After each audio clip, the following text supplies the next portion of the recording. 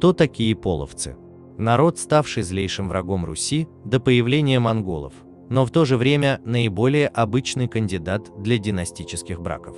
Кочевники-степняки, но при этом не выглядящие экзотически для Европы. Кем был этот ушедший народ?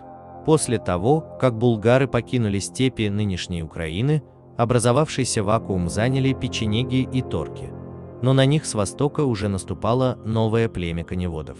Они называли себя кыпчак, венгры звали их кунами, в Европе куманы, а на Руси они станут половцами. Их название на Руси изначально объяснялось от слова «поле», то есть жители полей, но затем стала доминировать точка зрения, что от слова «половый», бледно-желтый, пшеничный. Однако не из-за цвета их волос, как часто можно услышать, а как простой перевод их самоназвания Сары Кыпчак, желтые кыпчаки. Аналогичное имя они носят в немецком и армянском языке, также выводимые от желтого цвета. Антропология половцев наиболее широко представлена так называемым зливенским типом. Смешанный, преимущественно европеоидный тип лица, однако очень широкоголовый и широколицый, нередко есть монголоидная складка верхнего века и уплощение лица. Это свидетельствует о смешении европеоидных и монголоидных типов в генезисе кипчаков. Но в целом монголоидность была выражена довольно слабо. Даже анализ черепа Андрея Боголюбского, сына половчанки, не дает монголоидных черт, несмотря на реконструкцию Герасимова, где они явно видны. Таким образом, мнение профессора Герасимова о наличии монголоидных особенностей внешности Андрея Боголюбского, основанное на визуальном анализе краниологических данных, является субъективным, не подтверждается результатами настоящего исследования. Выводы. Исследуемый череп достоверно принадлежал мужчине европеоидной расы с внешностью, характерной для представителей среднеевропейского антропологического типа. Заключает Владимирское бюро судмедэкспертизы. Рашид ад-Дин приводит свою версию происхождения кыпчаков, которая не оставляет сомнений. Кипчаки – один из 24 родов агузов тюркского племени. И древний автор почти на 100% прав.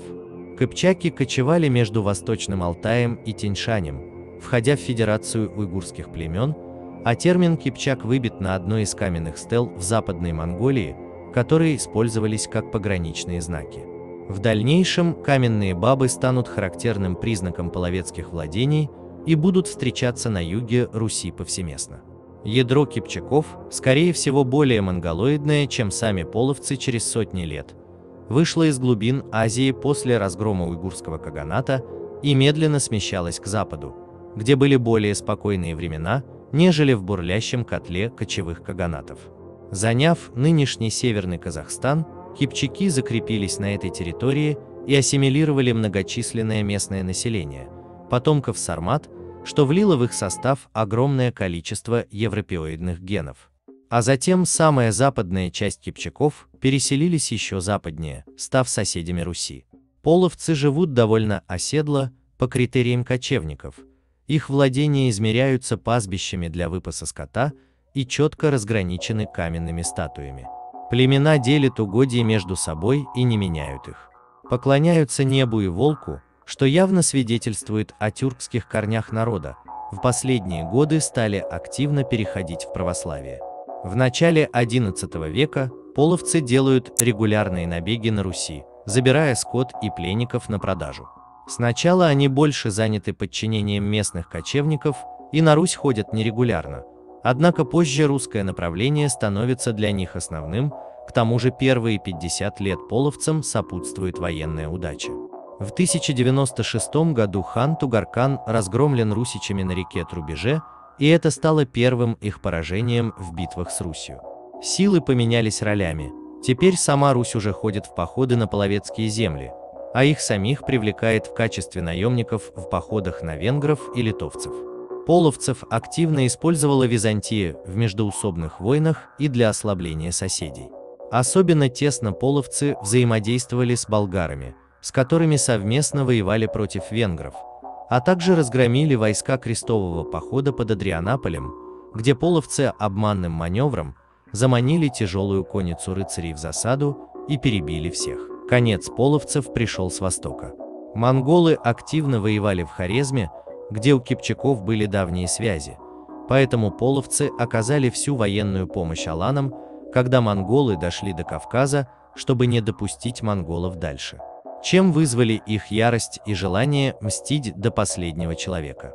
Поражение аланов, затем разгром половцев монголами на Дону, затем половцев и русичей на Калке, а в 1229 году в какой-то масштабной битве на Урале поставила крест на амбициях кипчаков остановить монголов. Западный поход монголов был еще и ударом по остаткам половцев. Они отступают в Венгрию, затем в Болгарию, где их находят монголы.